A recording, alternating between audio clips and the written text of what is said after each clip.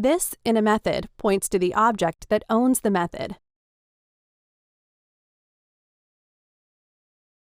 As a result, we can easily access other properties and methods.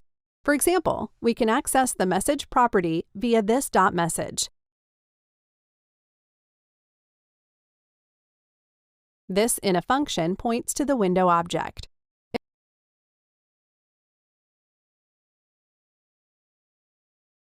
If we invoke a function inside a method, its this still points to the window object.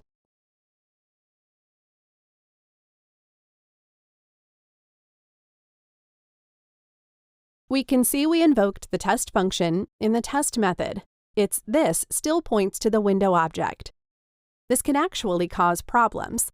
For example, we want to output the message value with a 1-second delay. We install the setTimeout function. The first argument value is a callback,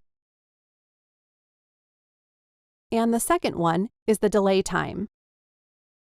The callback is a normal function, which means its this points to the window object, not object A.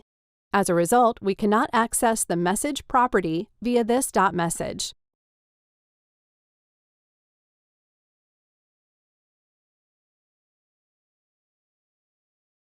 We can see we got undefined. To solve this problem, we need the bind method. The bind method's first argument is target object. We set it to object A.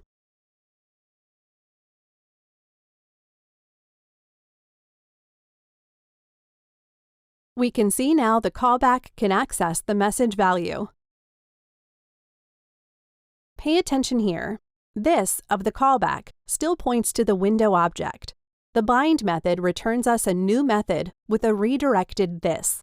It will not make any changes to the original function or method it is connected to. We connect the bind method to the test function and then pass object A to bind. Now the bind method will return us a new function. The body of the new function will be the same as the test function, but its this has been redirected to object A.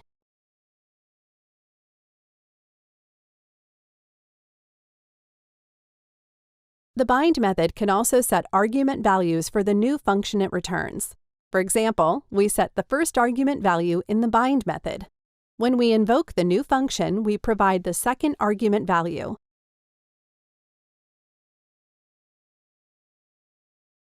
We can see the new function has been invoked successfully and received the two argument values. This is called currying. Currying means converting a multi-argument function into a series of single-argument functions. You will learn more about this in the following lessons. We can also set all argument values in the bind method. When we invoke the new function, we can just leave the parenthesis empty.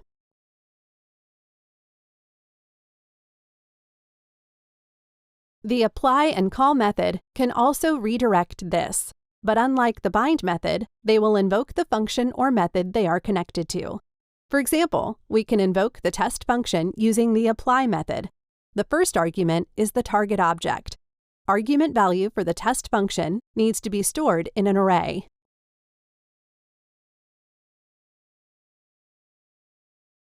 We can see the test function has been invoked successfully and its this has been redirected.